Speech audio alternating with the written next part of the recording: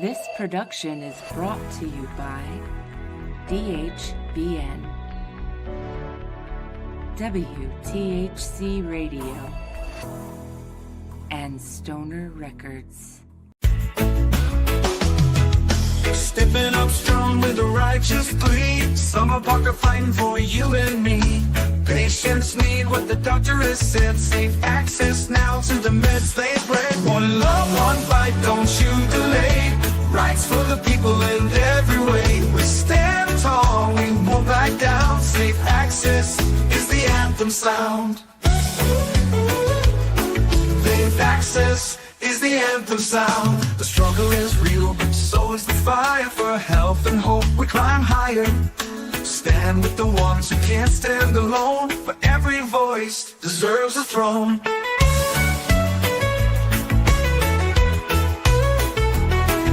Compassion leads where the laws resist. A healer's heart can coexist with barriers blocking what we deserve. The people's needs must be preserved. One love, one fight, don't you delay.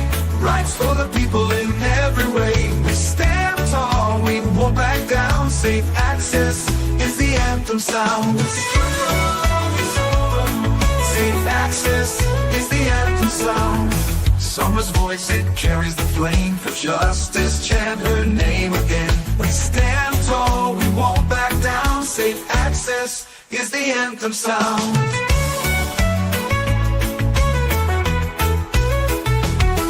For the people's care, we will stand.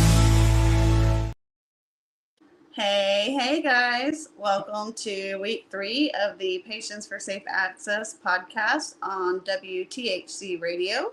So this week we have my amazing friend Kyle King, who is joining us from the OKC area.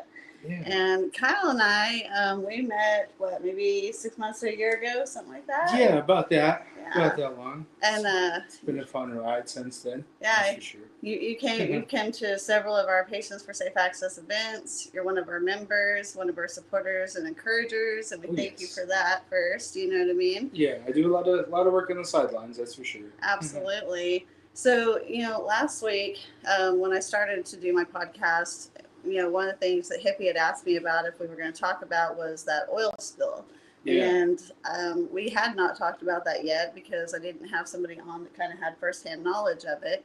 And so if you guys are wondering what we're talking about with the oil spill, if you go to my Facebook page, there's going to be a video and some pictures. It's of an oil spill that's along the Cimarron River here in Oklahoma. And this river feeds and supplies fish and fun for several families in that area, for several communities in that area. So, yeah. Kyle, how did you come across that? Because was it you that came across it, or it was a family that I know from loyalty in a town near the area, and they use the river quite frequently.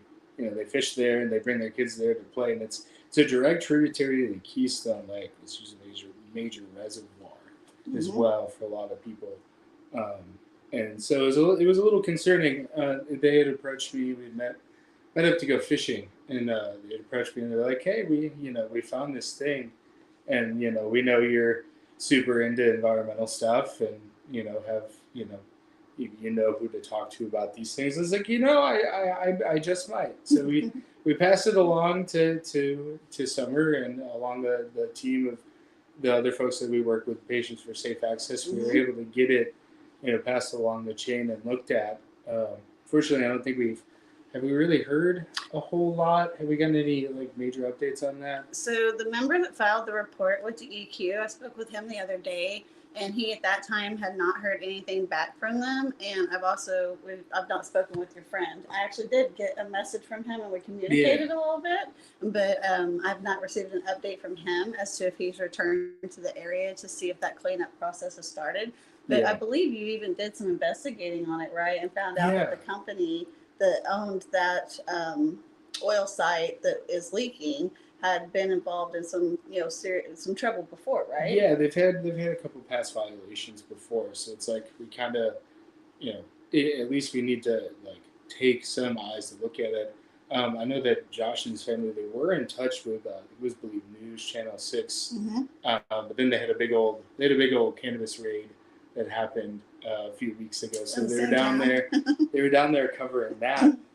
So I'm planning, while I'm up here, I'm going to go back down there and say hello to them because they're on my way back home anyway, and take a trip out there and see if anything's been cleaned up or if there's been any action on that. I know that another member of Patients for Safe Access, he went out there. He took his time and walked out to the site, and then went out again on a follow up and got some more footage for us. So it was kind of like a community effort, on the part of the citizens to make something happen. It was really cool to see everybody kind of band together to really kind of get some answers and get things going for this family, because at the end of the day, that's what it's really about, is like making sure people are safe, and like they don't want their kids going down there and swimming in the river if they don't know what's being either dumped or leaking into the waterway that's very close to their house. And what was the situation with the fish in the area, though?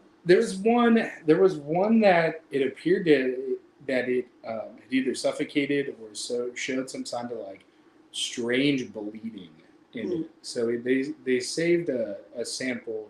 I'm not sure if anything was followed up on that sample. Got you. No, I mean, you guys have pictures and stuff like that, and once the information was given to our team and team members, the reaction response time amongst several of you guys that went out there to investigate it was like within like 24 hours.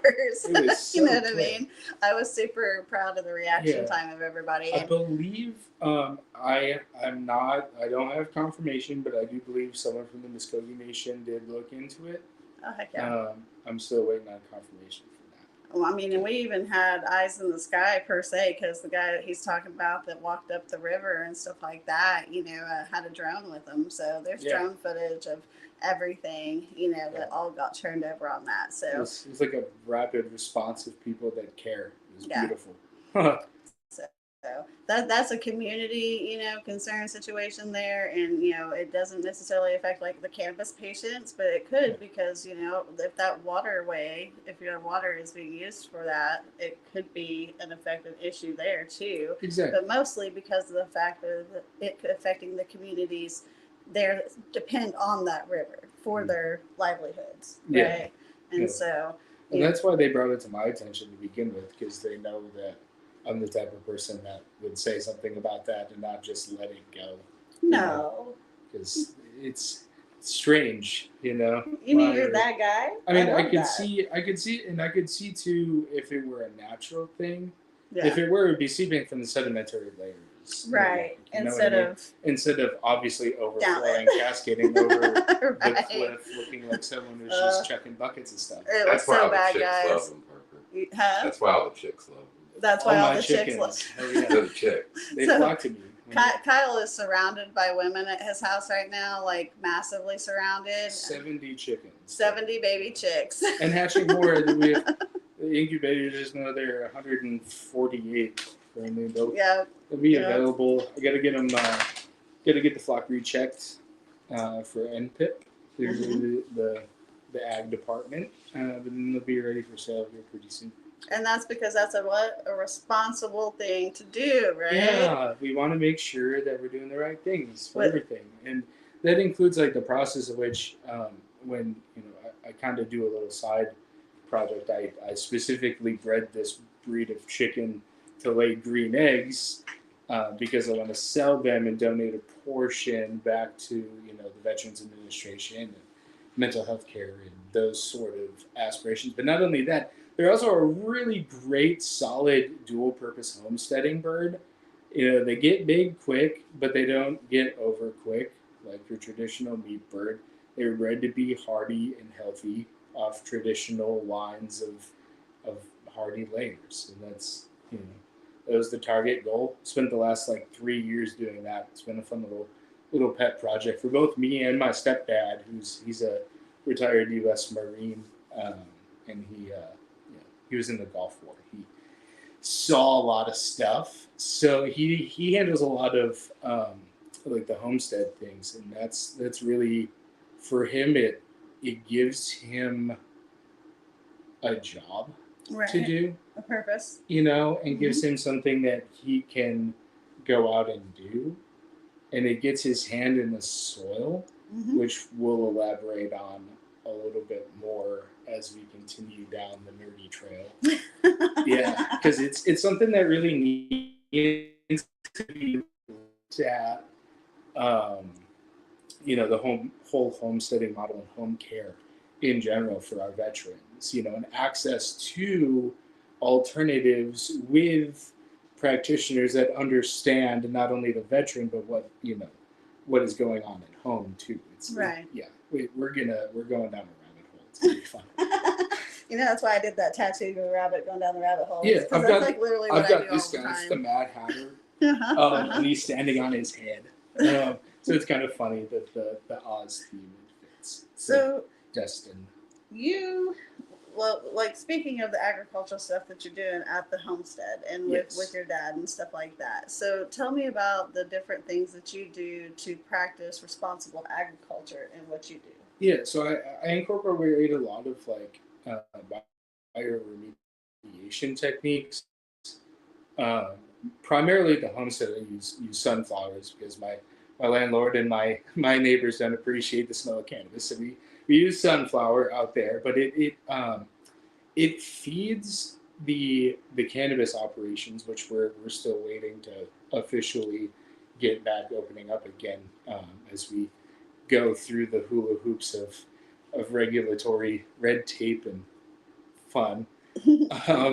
But we're getting there, and we're looking towards a bright future as we work through that. But the operation that we do at the homestead feeds directly into what we do at the cannabis farm, and it's directly parallel. Ideally, it's the same. We're doing the same thing with the sunflowers that we're doing with the hemp/cannabis plant. Is at the end of the day, scientific nomenclature is cannabis sativa. We, our federal government has patents on Marinol. It's a recognized scientific thing. You can't really debate that. We also know that it is a hyper, bioaccumulator. So it's, in parallel, but also equal to the sunflower. So we use the sunflowers to remediate the compost that we get from our chickens and our rabbits and, the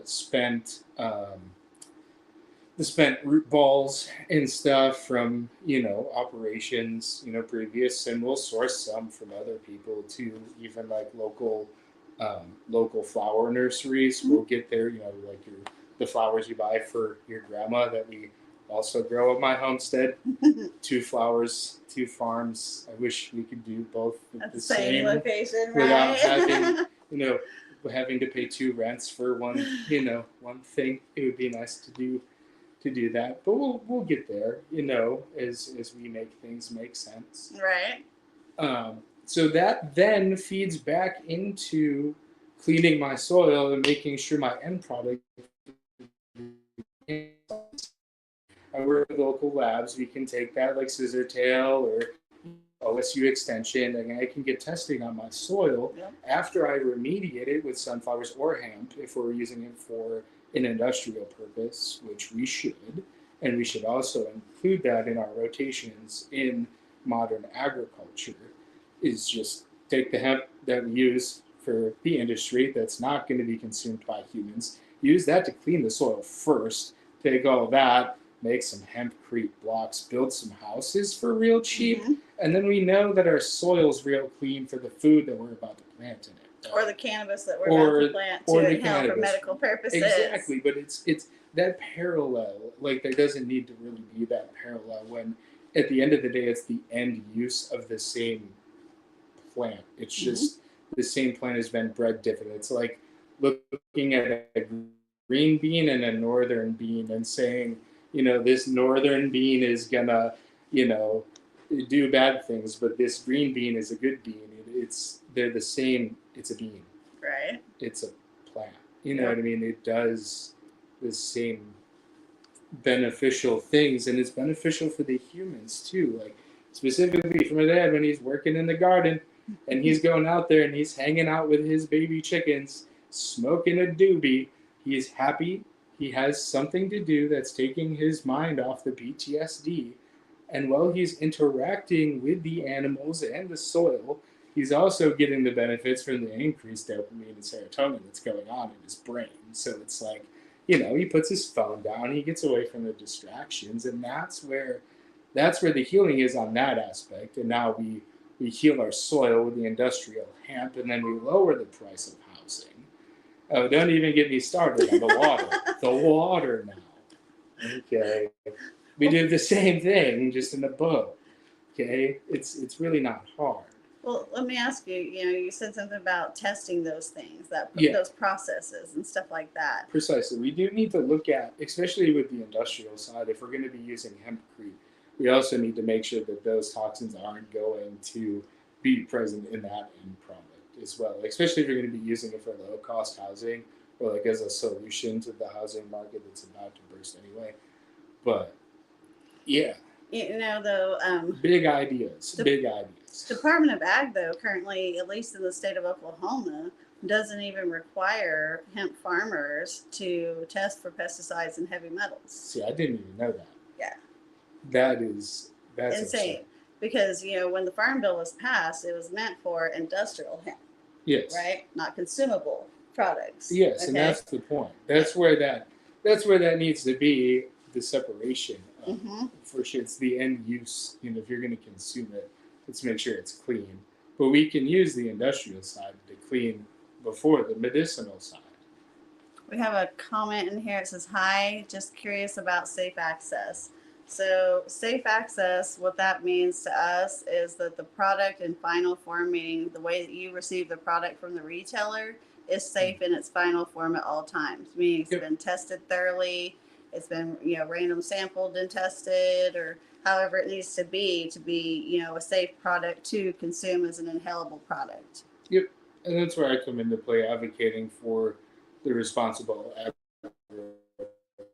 and the responsible use of the plant at the end of the day, because we can use the plant in such a way that ensures that the end product is safe for the patient. We just have to make sure that those processes are held to standard. Right.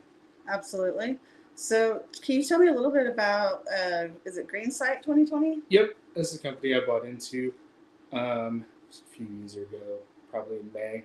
But that's the whole point of the company is exploring alternative ways to use not only the plant, but other things like mycelium and other natural options to be able to do things that previously we weren't really doing it in a wrong way, but we were doing it in a way that was damaging rather than beneficial. And as you know, our topsoil, the nutritional value of our topsoil has been depleted completely. And through bioremediation and through responsible use of the plant, we can effectively clean, and through setting up processes similar to what we've been studying and developing through the homestead operations and the cannabis operations of Greensight 2020, we can keep moving forward with that understanding and develop new ways to heal our communities in conjunction with the industrial side of agriculture. We're trying to tie in and separate the stigma. Right. And to come around full circle from that. Exactly. Yeah. And in that, we provide education, and through that education and understanding, we educate the patient, and that's where we get the access to being safe. Right? That's where I come into play. I believe, let's see, Hippie, are we going to break, or are we waiting until right at 420? Because everybody's saying happy 420 already. I think we got 2 more minutes to go. So let's see. Why is it important? Oh, nope. He's going to go ahead and go to it. You're good. Never mind. I was distracted. It's like, shiny things. It's marijuana.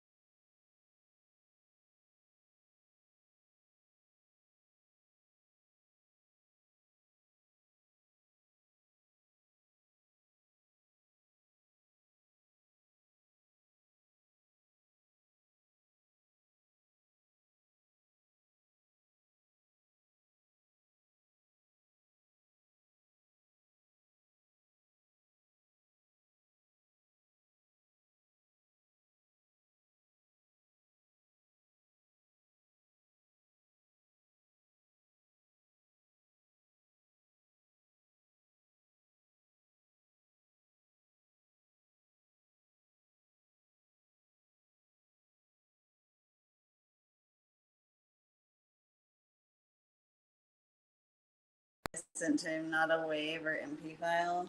And so that's, I think, part of the issue. And I haven't heard back from the artist yet to send me the WAV file for it. So even though they said I could use the song for the podcast. Makes sense. I would just maybe link it in the comment section. Yeah. Well, they do a 420 song at 420. Whoop, whoop. So that's why we're technically on break for the music, but there's no volume. On this end. Nice. On this end at the moment. So. I think your viewers can hear what you're saying. I know, they can. Special It's okay. Makes it funny.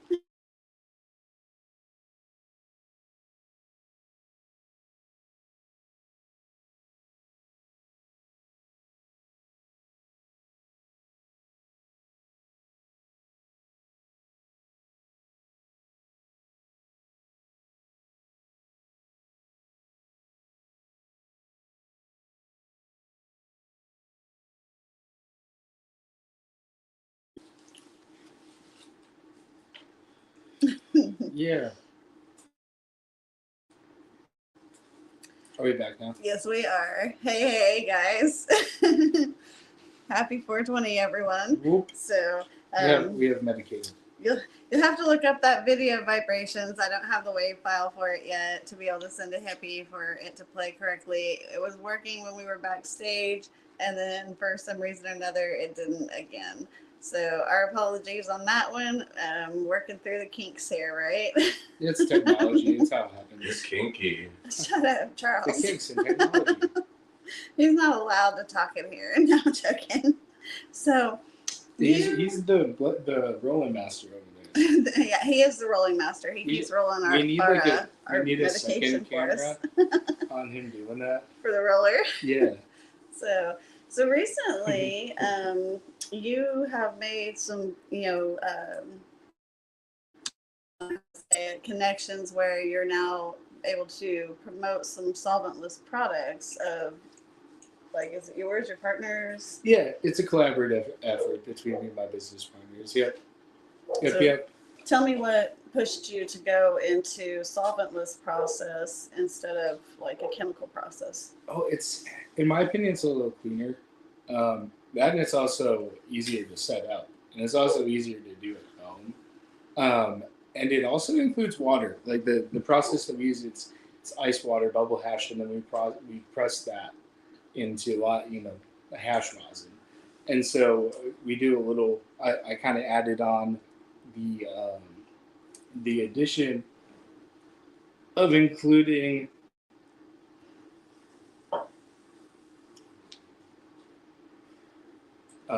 positive intention and targeting specific frequencies when washing, because during the wash process we're using a paddle, or some people use a whisk, so we're directly contacting that water, right? So I'll blast music as I'm mixing, and I'll target specific frequencies, and I'll channel specific intentions while I'm doing that. And the theory behind it is, and there was a study done not too long ago where a scientist took glasses of water, and they had people channel like love into one glass and then hate into the other, and then they froze them, and the crystal pattern was pretty in the love one, and the crystal pattern in the hate one was kind of a mess.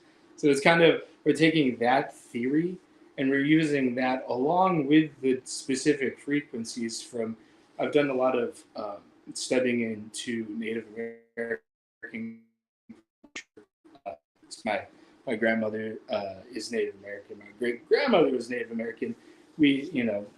All the healing flutes and stuff, they emit certain vibratory frequency of sound that the ancient healers would use and channel and harness in their healing ceremonies. So that's part of the process that we are able to do using the water that we can't necessarily do in a solvent lab. I mean, we can try to put that into the solvents, but after it goes through all the other processes, it kind of, for me, it kind of breaks that process a little bit.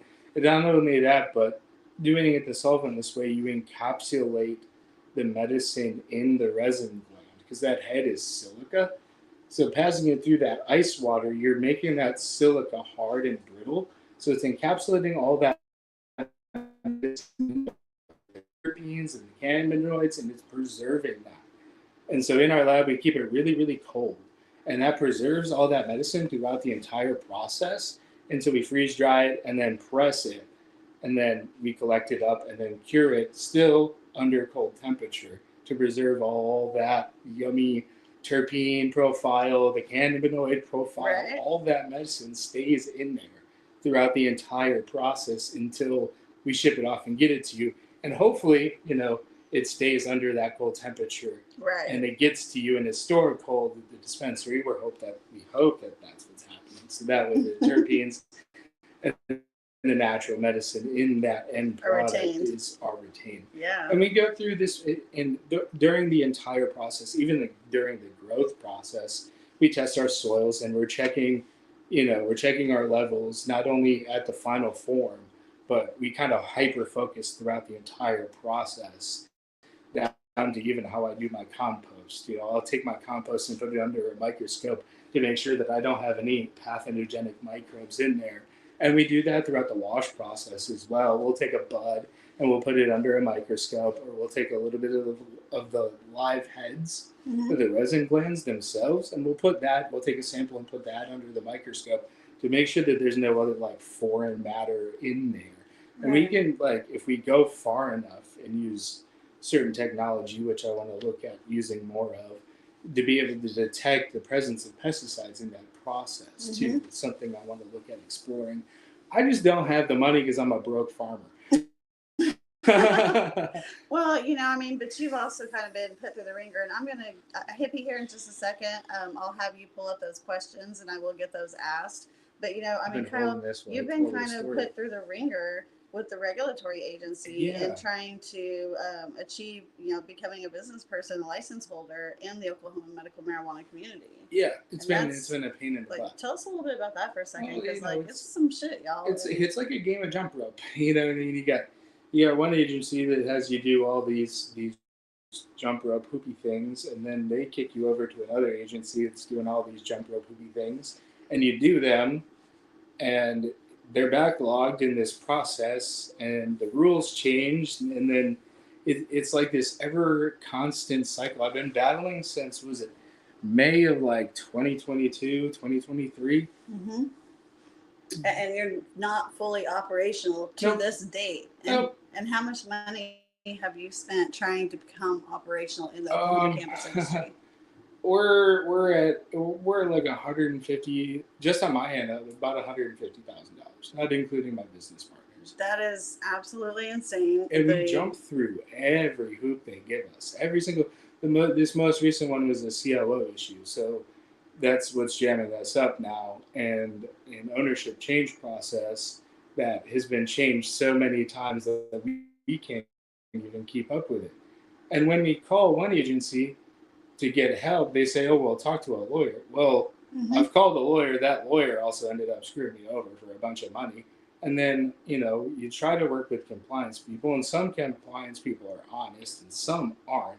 So not only are we stuck in this loop with the regulatory agency, we're stuck in this loop with people that, they say they care, but then they don't really do what they're supposed to do for you. And it's like, who's regulating them for the business owner that's calling you to get help, and you're telling them to get a lawyer when they can't afford it?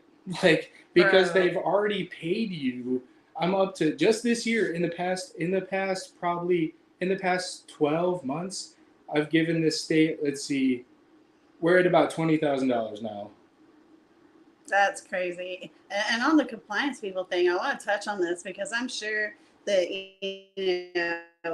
people who claim to be experts in the compliance industry is not just a thing that we deal with here in Oklahoma, but I'm sure you guys have that in other states as well.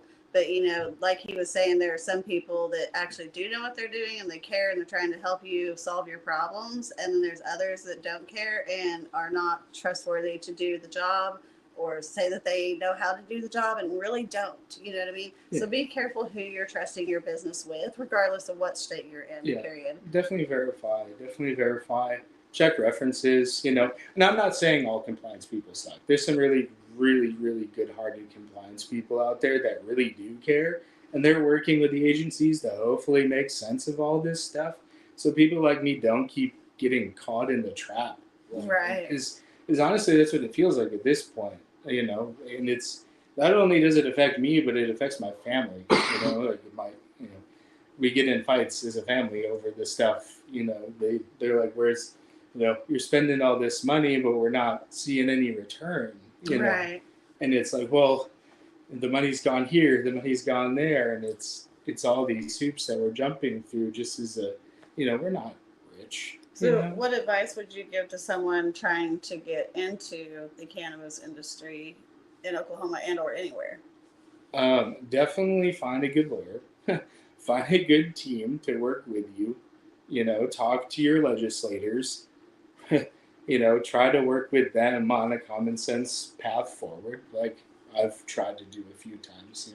We've been to meetings as a group as Patients for Safe Access to try to come up with common sense methods to go forward. So that's and that's kind of a little bit of what I've done as well too. And I know they had their the EAC stuff going on. Oh my gosh! And I'm not sure if we've really heard much about that. I know I have an application that's sitting in my safe, but I don't know if I want to put it in if I can't trust the people that I want me to apply to help me. It's like, why do you want me to apply? The regulatory agency in our state, they recently created a executive advisory council, right? And 2 of the appointed positions come from the governor in our state, 2 come from the president pro tem in our state, and 2 come from, I can't even remember his position now. I feel bad for that. Anyways, the other guy. And several of the people in our community and in our team, have applied to be in these positions, to be on this council, to speak from a patient perspective side of it, from an owner side of it. And majority of those people have not heard back. I was fortunate. I did hear back from Kyle Hilbert's office, but it was just to let me know that I didn't meet the qualifying conditions. So therefore I was being excluded from it. There was other people still being considered. So yeah, that was fun. I've tried to reach out to council members to discuss things since the public comment period and the executive council meeting, and I've not received a phone call back. Interesting. Very interesting, because this executive advisory council is kind of supposed to be like the middleman between the community and the regulatory body, the agency. And so, if we're reaching out to those people and they're not even communicating back, I don't think it's an effective program. Or at least not yet. Okay, Hippie, if you want to go ahead and put a couple of those questions back up. I'm sorry about that. Yeah, Q&A. We'll get to some. I like those. And I have to lean forward because I'm old and I can't fucking see. I'll have to try to. All right. What role does Mom and Son Enterprises play in your journey? Oh, so Mom and Son Enterprises is the LLC that I set up to do the operations over the homestead farm. Nice. Yeah. And so now, whenever you're growing not just for your family and stuff, but are you doing farmers markets too with the products? Okay. Yep. That's part of what my stepdad does, and we all kind of contribute to that a little bit. And I encourage my mom to add to that too, because she really likes to knit. She made a blanket I gave you. Yes, it's in the bedroom. Yeah, and she makes these weighted ones. They're really cool. And I sleep with one every night because it makes me feel nice. Blanket. Exactly. Yes, I love those. They're really cool. So I'm gonna have a website for her coming up pretty soon here as part of the whole collective process. Yeah. I love that. The Mom and Son does the family stuff, and that's the mom's kind of living retirement fund, and then the Greensight 2020 stuff is the cannabis stuff that I bought into with my other business partners. And then there's Cannabis, which is owned by my business partner and his family, Devin Valentine. He's a hash wizard, man. He's what really put me down the hash rabbit hole, and he really started the fire in me to really take a deep dive into the hash world and the actual making. And he started the foundation for me, and that's when I was like, oh, sound. I love This it. is cool. So I've Yeah. actually bought some of the products of your oils and tried them, and I've got to say they're absolutely phenomenal. So Thank you, if thank you're you. in the state of Oklahoma and you have an Oklahoma MJ card, call around and check for OHM's products. It's OHMS, right? Yeah. Yep. OHM. OHM, sorry, OHM. Yeah. So you can, I know for sure you can go at Dab and Go in OKC. Yeah, we might whenever not they're have in a stock. whole. We might not have a whole lot left because we had to kind of temporarily shut down while we worked through the CLO stuff. So Right. give us a little time. We're working on it, but we'll be back again. And shame on Very, you, very, very OMA, soon. for that. And shame on you, OBN, for that. Get this man in business. That is some bullshit to have somebody applied for a license since May of 2023 and to not still be operational at this point. Yeah. What are you doing? I wanna What are you plant- doing? You're stopping his commerce, his right to commerce. Yeah. So, And I know just that saying. James. That's going to be a shorts. James Lebedew with the Veterans 22 program. He's messaging me all the time. He's like, "When are plants going to be ready? When are plants going to be here?" I'm like, "I have some Right. radishes, and some sunflowers for you. I know I would love to be able to contribute like a lot to that program. Yeah. But with all the hoops, it's just it's been difficult. So, But I'm sure we'll find a resolution pretty soon. oh, absolutely, absolutely. Yeah. And the 22nd was just yesterday. Is that right? I believe so. Yeah. So This is it was the 23rd. yesterday. So And on here, the 24th, we have an inspection coming Yeah. by, or it's one of the third party inspections. So we paid somebody $400 right, to to come come and through and do it. do what we got to do, and went through the proper channel to resubmit. So hopefully that'll be sufficient. If not, we'll jump through the next hoop to try to do what we got to do to keep going for our families, because it's not just me, it's my business partner's family as well. They've had a very similar story to mine. They put just as much into their facility that I'm renting Right. until I can operate that I have. So it's not just one family, it's two that are affected currently. So, like, what do you do to like step back and recharge yourself and get back to it? I come here and talk to you. No, yesterday I came out to Tulsa, and I go into nature. That's like the biggest thing for me. Yesterday I went and put in some work into the greenhouse and tried to readjust some of my irrigation so it would flow properly without having to have an auxiliary pump. And I think I figured out the pressure ratio just right to where I don't have to do that. So that's exciting. It's electricity that I don't have to use. Right. And I can still use the nutrients that I make at my homestead farm, and run it in a system to where I don't have to worry about it getting clogged, and it's all automatic and nice, and I don't have to worry about it. And I know my plants are getting fed the proper feed ratio at the right time. I know where everything's coming from. Nice. I know who grew it. I talk to the animals every day that make the products that go into it. So it's a wonderful, wonderful thing. It's a full Right. cycle system. So let's see. All right. So you in your bio, your intro bio that WTHC had put up there, they had mentioned about Germany and your involvement with like consulting with people there on stuff. So tell us about that. Yeah, I've had a few brands reach out. They're interested in having me come out and do some stuff. So we're in the preliminary talks about getting out there, and I know recently they had some major legislation passed that kind of legalized for adult use out there, if I'm not mistaken. So Okay. be excited to see kind of what goes on with all that. So you're Looking gonna go to forward like to the it. Amsterdam Seed Bank? I want to. That would be ideal. That's where it all started. Right. So and that's the thing too, and that's the thing a lot of people forget is that cannabis is beyond just now. Like it's been Oh, yeah. around for centuries. I mean, the Long Nepalese time. have been into it, forever. It's All right, let's see. If weed had a frequency, what would it sound like? And bonus points if you make the sound with your mouth. Huh. I haven't thought about figuring that out, but I'd be down to try it. But I do like to do a thing personally for my head that works. It's like It's like a hum and a whistle at the same time. It's pretty fun. So, and then you can tune that too. And as you do that, it makes your brain do fun stuff. I like that, the vibration of it, like the. Yeah, it did stuff to It was you, like didn't truly it? a hum and a whistle. Yeah. Girls like that. Do that again, Kyle. Shut up. Ooh, It's resonance frequency. it is. Yeah, it's like Makes you smile. that's music theory for you. So tell me, what is We'll your? just tie in all the sciences together. You were talking about rec there for a second. So tell me, what is your opinion of the current rec petition going around for the state of Oklahoma? Oh, And what was your stance on it before Orca. as well? From Orca. Yeah.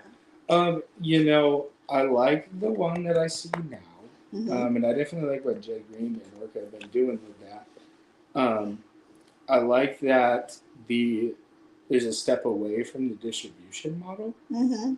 I don't really think we need it.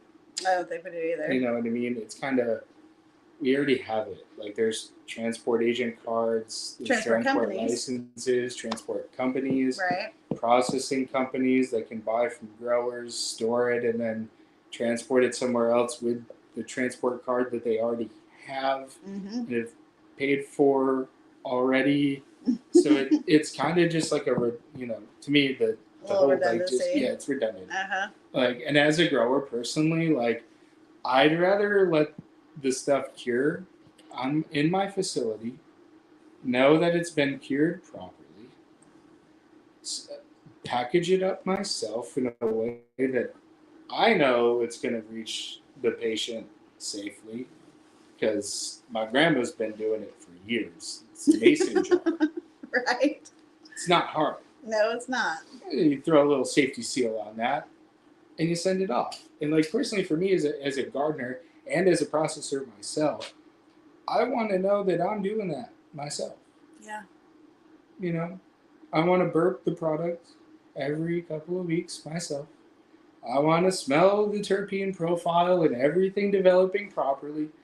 I want to smell no developing of mold, no mildew, and I want to make sure nothing funky is going on in that jar before I send it out. And because I have a microscope, I want to be able to take a look at it every so often as it's curing. And then when I feel that it's ready to go, I'm going to let it go. And I'm happy to test it in that final form. Right. But at the end of the day, it's already there. So, and farmers have been doing this for years with products. True that. No one's regulating who's curing garlic. Well, the FDA. Well, the FDA is, yeah. but to what degree? To what degree? Is it the same as the cannabis flower? Right. What was that question, Hippie, about if you could name a strain? All right, it says you get to design a strain that smells like your favorite food. What is it called, and how baked are we? What is it called, and how baked are we? It's gonna be called Banana Bread at Work, dude.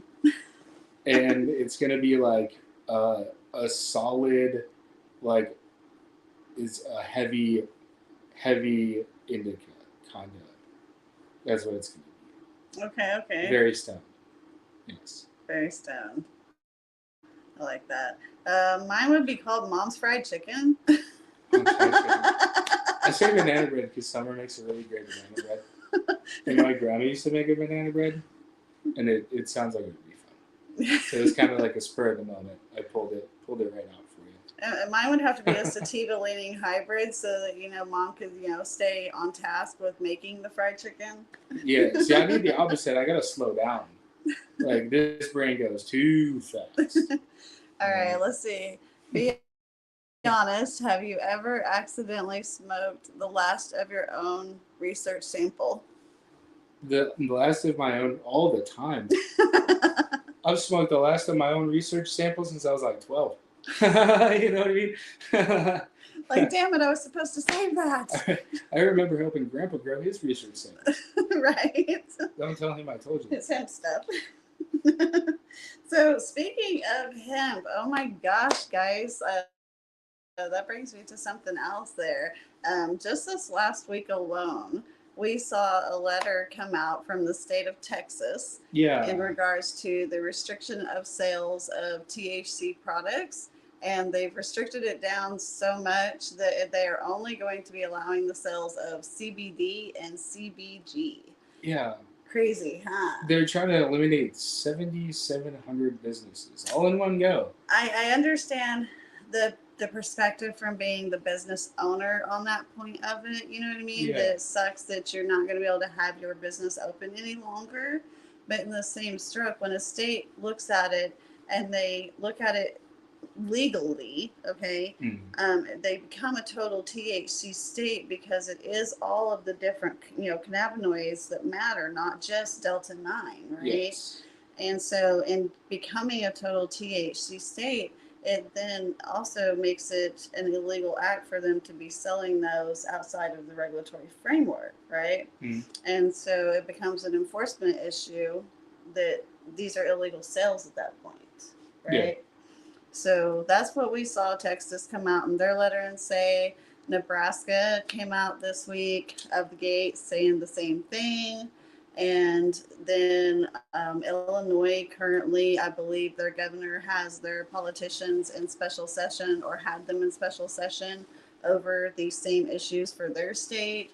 In addition to, I think 7 other states have already fell in line and way ahead of this and banned the products completely as well. So the interesting point to that is that Oklahoma will be doing the same here very shortly.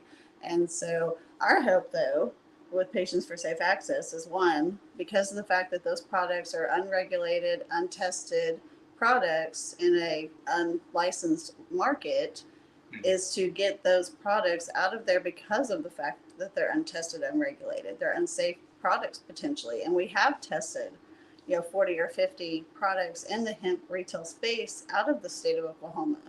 And we have found several that failed for pesticides and heavy metals. And, not only does Department of Ag not require you to test for pesticides and heavy metals, but neither does big tobacco, guys, And so. Those white owl grape canes. Right, the white owl white grapes. Oh, have mercy. So, it's interesting to see how all of the different states are doing. And, like we said earlier, the Farm Bill, whenever it passed, it was for industrial hemp. It wasn't for consumable hemp. It wasn't as a consumable agricultural market. It wasn't its intent in Farm Bill, right? Yeah, exactly. And that's where it needs it needs to kind of, the line needs to be understood there. And it's in the final form part. That's where it needs to be set up. That kind of seems like, well, I agree with the industrial hemp side and the usage of the industrial hemp. It's a hard one to debate, right? Because of the whole agricultural side, right, and the potential to clean it up for then the adult use side. And I think what happened there is similar to kind of what happened here in Oklahoma, where everything got going a little too quick before the proper framework was set up through their state agencies to be able to handle properly processing the business owners and vetting the good actors from the bad actors. Now, is that to fault of the business owners? No. The ones that are doing it right? No. The ones that are doing it wrong are the problem. However, the state also needs to be held accountable for allowing that to happen too. As we saw that with Oklahoma, when it was just a free-for-all, hey, you got a $2,500 license, anyone can kind of get one. That set up the opportunity for a whole lot of straw ownership to be set up through shady lawyers.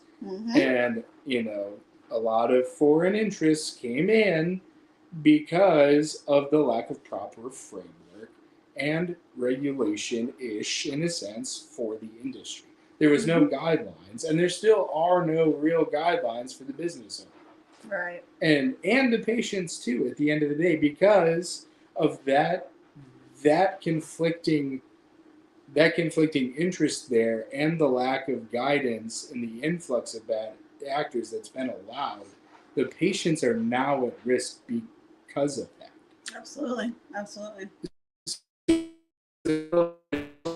yes, there are bad actors in the industry, but the lack of proper guideline and regulatory process by the legislator working with the industry and industry professionals is severely lacking. And now we're in this weird predicament where you have these bad actors that are making the industry look bad. Mm-hmm. And then you have folks like me and my other friends and you and other people that enjoy the plant because we know all the benefits behind it that are now at risk of losing businesses because of those said bad actors. And it for me, it's frustrating because as a business owner and a patient, I want to be able to rely on the state to have my back on these things. Absolutely. I don't want to call as a patient or as a business owner, I don't want to call a regulatory agency, whether it be a state or federal agency, and be told, get a lawyer, we can't help you. No matter what. When I call to get my license, my driver's license, I'm not told to get a lawyer. I'm guided. Right. I'm told, like, hey, this is what you got to do by the agency that my taxes are paid for. Yep. Right? And that's the thing is, like, why are we giving so much money to agencies that aren't following the proper guidelines or holding business owners accountable? Where is all of that money going? Why is it not going towards the proper regulatory when we're allowing still bad actors to do what bad actors are doing? So let me ask you on that. It's wild. Speaking of like bad actors still getting to do what bad actors do, you know what I mean? Should the state have to hold a Senate hearing, or should the state hold a Senate hearing over the Oklahoma Medical Marijuana Authority and the things that have not been addressed in timely or appropriate manners, or should have been handled in a more timely or appropriate manner in regards to recalls, pesticide products, licensing issues, all of these different things. Including the issues with Venture as well. Yes. And the seed to cell tracking in general. Like I know other state governments, California's had a real big problem with metric, for example. Mm-hmm. You know, that's another one that, you know, needs to be checked into too to make sure they're doing the proper things too. Do you think a Senate hearing would be a good thing? Because like it's not to like drag Alma through the mud. No, not but at all. it's to actually transparency for sure. It's transparency, but also these legislators, I don't think they understand that the legislation that they've put in place and the ways that it has bound the regulatory agency legislatively. Yeah. You know what I mean? It extends beyond, like it's all the way through. And I wrote up an email to both Adria Kroll and Adria Berry. And I was like, I could tell that like even they're frustrated. Even the agencies themselves are frustrated. Absolutely, you know, when I call the fire marshal to schedule a thing for my COO, even he's frustrated. They're tired of dealing with it. They all just need some solid, like, concrete guidance on how to move forward, and it's just not there. Right. You know what I mean? And everyone's caught in that bottleneck because of political games. And Quit it just bottlenecking us. It just needs to stop. It's like we need to stop politicizing a thing that doesn't need to be politicized. That in and of itself is causing damage. Absolutely it is. Absolutely it is. Yeah. So let's see if there's anything else. Okay. Not to be mean. I love you. But like, I love you. So, we have some news for next week's podcast coming, and that is that Scissortail Lab was able to get caught up and start the process of testing the papers, wraps, and cones that we had purchased and submitted for testing. And we did that because when we did the white owl, white grape testing, and it came back and it failed for multiple pesticides and multiple heavy metals, that sparked a conversation amongst thousands of people about, you know, what to test next. And some people were being genuine when they asked us to test certain products, and some people were kind of being smartasses about it, you know, of, ha ha ha, you should be testing this because, you know, it already has a Surgeon General's warning on it. You should know better than to smoke it. Well, thank you. I understand that, but the Surgeon General's warning does not tell you that it has pesticides and heavy metals in it. It just warns you that it can cause cancer. Well, yeah, guess what? Pesticides and heavy metals do. They cause cancer. So I guess if you want to say they did it in a roundabout way, I guess they kind of did.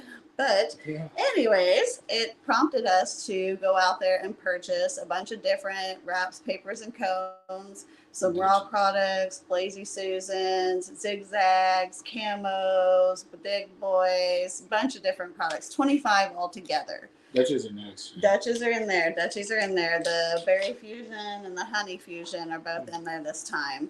And so we were going to have those back this last Friday, and the metals analyst was not in, that day. So we should have those back this next week. And I will be able to bring you all 25 of those results at one time to fuss, cuss, and discuss, right? And then after that, we are dropping off an additional 10 new tests or new samples to be tested this next week when we go back down to the OKC area for a day or two. And those products are all going to be tobacco products as well. These are going to be all tobacco products instead of being tobacco and others. So we'll have some cigarettes in there. We'll have some vape boxes in there, and I believe a cigar or two maybe. So that's going to be interesting. It'll be another week or two later after that before we'll have those results. But we are getting moving again on testing products, which is awesome because that's what we love to do is test products and bring that data and make you, the patient and consumer, aware of those products and how they proceed. Yeah. So any last minute things, Mr. Charlie? Gotta love that laugh, right? So sinister, I swear. It's gonna be another YouTube short off of this one. we got a real style earlier. We do. So thank you guys for tuning in again this week. Let's see if I've got anything else here. We appreciate you guys watching. We covered a whole lot. Oh man, didn't we though? And there's so much more that we could though. You know what I mean? And I'm gonna expand a little bit on like what we talked about at the Oklahoma psychedelic conference. Oh hell yeah! April 12th, I'm doing a workshop. Shout out to Oklahoma Fungi for putting that on, and the other wonderful people that'll also be there. There's like a bunch of really cool speakers that are coming to educate people on like alternative options and where to legally seek those legal options too, I believe, which is really exciting. That is exciting. So make sure you jump on, get your tickets. I think there's only like, last I checked, there's like 30 tickets available left, I think. And when is it? Do you know? It's April 12th. April 12th. Is that OKC area? Yep, it'll be at the Enclave. And that's a psychedelic conference? Yes. Awesome. Yep. At the It's like an Enclave. educational, awareness conference on, expanding on, alternative options for people. It's really cool. Check out their website. They have an Instagram too. Okay. Awesome. And what are your social links? Oh, cool. So at ky.the.science.guy. And I post a bunch of pictures of farm stuff. I have a YouTube channel too. We're going to be launching and doing a bunch of other things that will expand upon more of what we talked about here pretty soon. But we're going to do the big one at this conference coming up here April 12th. Oh yeah. Well, thank you so much, Kyle. Thank you again for tuning in or rewatching later. We appreciate you for that. And we'll see you next week on Sunday, 3 p.m. Central, 4 p.m. Eastern. Yeah, it's been fun. Thank you. Thank you. One love. One love.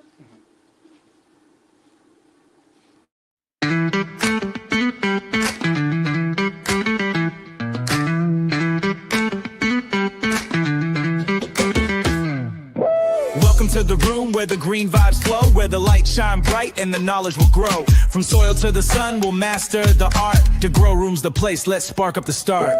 The grow room where the secrets bloom. Plant your dreams, watch them consume. We'll guide the buds to a perfect tune. Step inside, it's the grow room.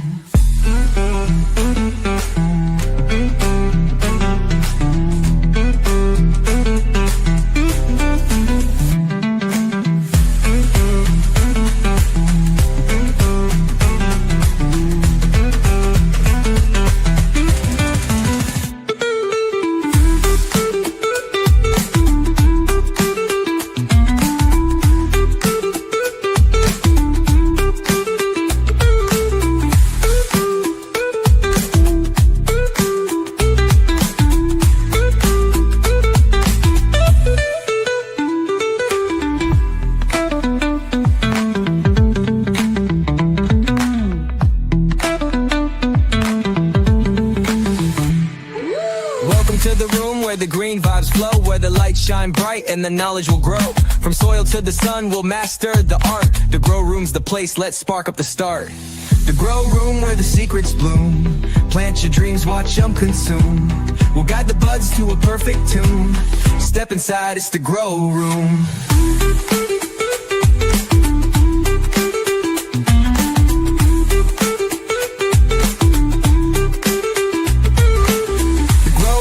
Where the secrets bloom. Plant your dreams, watch them consume. We'll guide the buds to a perfect tune. Step inside, it's the grow room.